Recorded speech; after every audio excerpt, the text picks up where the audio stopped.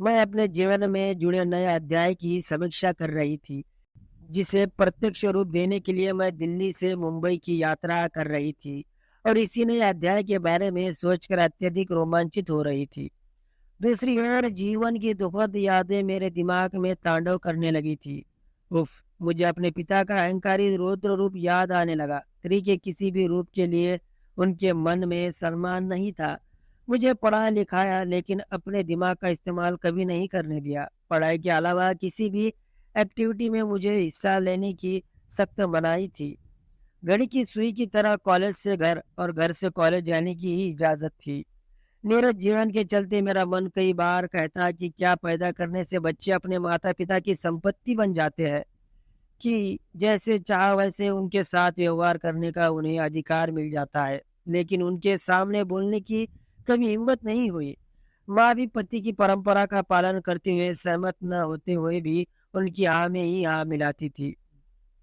Graduation करते ही उन्होंने मेरे विवाह के लिए लड़का ढूंढना शुरू कर दिया था, लेकिन पोस्ट ग्रेजुएशन करने के बाद ही मेरा विवाह विवेक से हो पाया।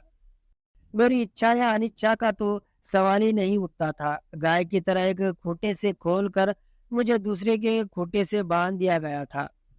मेरे सास ससुर आधुनिक विचारधारा के तथा समझदार थे। विवेक उनका इकलौता बेटा था। वह अच्छे व्यक्तित्व का स्वामी तो था ही, पढ़ा लिखा कमाता भी अच्छा था और मिलनसार स्वभाव का था। इकलौती बहू होने के चलते सास ससुर ने मुझे भरपूर प्यार दिया। बहुत जल्दी मैं सबसे घुल मिल गई। मेरे मायके में पापा की तानाशाही के कारण दम घोटू माहौल के उलट यहाँ हरेक का आदर किया जाता था। जिससे पहली बार मुझे पहचान मिली तो मुझे अपने आप पर गर्व होने लगा था।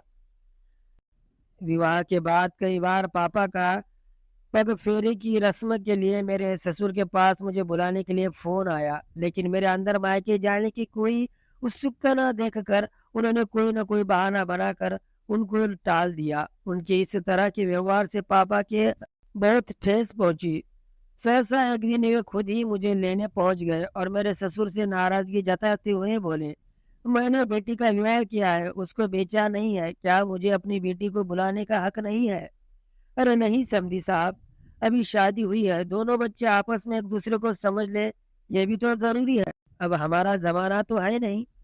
परंपराओं के मामले में मैं भी अभी पुराने ख्यालों का हूँ। पापा ने उनकी बात बीच में ही काट कर बोला तो सभी के चेहरे उतर गए। मुझे पापा के कारण ही तह तक गए बिना इस तरह बोलना बिल्कुल अच्छा नहीं लगा, लेकिन मैं मुकदर्शक बनी रहने के लिए मजबूर थी। उनके साथ मायके आने के बाद भी उनसे मैं कुछ नहीं कह पाई, लेकिन जितने दिन मैं वहां रही, उनके साथ नाराजगी के कारण मेरा उनसे अनबोला ही रहा। परंपरा अनुसार विवेक मुझे दिल्ली लेने आए, तो पापा ने उनसे उनकी कमाई और उनके परिवार के बारे में कई सवाल जवाब किए। विवेक को अपने परिवार के मामले में पापा का दखल देना बिल्कुल नहीं सुहाया। इससे उनके अहम को बहुत चोट पहुंची। पापा से तो उन्होंने कुछ नहीं कहा, लेकिन मुझे सब कुछ बता दिया। मुझे पापा पर बहुत गुस्सा आया कि वे बात करते समय ये भी नहीं सोचते कि कब किससे क्या कहना है। मैंने जब पापा से इस बारे में चर्चा की तो मुझ पर ही बरस पड़े कि ऐसा उन्होंने कुछ नहीं कहा जिससे विवेक को बुरा लगे।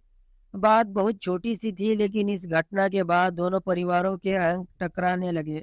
उसके बाद पापा एक बार मुझे मेरी ससुराल से लेने आए तो विवेक ने उनसे बात नहीं की।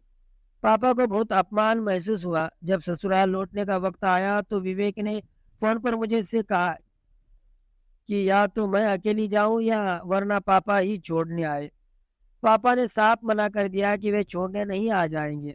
मैंने ये हालात की नज़ाकत को देखते हुए बात को तुलना देने के लिए पापा से बहुत कहा कि समय बहुत बदल गया है। मैं पढ़ी लिखी हूँ, मुझे छोड़ने या लेने या आने की किसी को कोई ज़रूरत है क्या?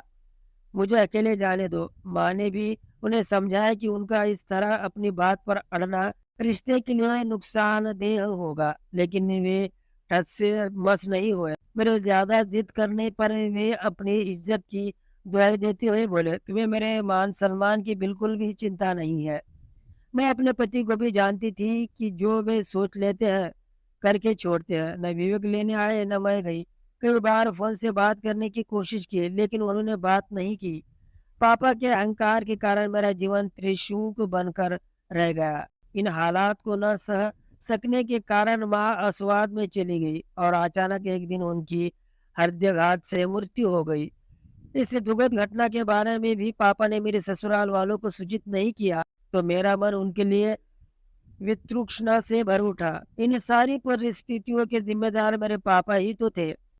माँ की मृत्यु की खबर सुनकर आए हुए सभी मेहमानों के वापस जाते ही मैंने गुस्से के साथ पापा से कहा, क्यों हो गए तसल्ली? अभी मन नहीं भरा हो तो मेरा भी गला घोट दीजिए। आप तो बहुत आदर्श की बातें करते हैं ना, तो आपको पता होना चाहिए कि हमारी परंपरा अनुसार दामाद और उसके परिवारजनों को बहुत आदर दिया जाता है और बेटी का कन्यादान करने के बाद उसके माता पिता से ज्यादा उसके पति और ससुराल वालों का हक रहता है।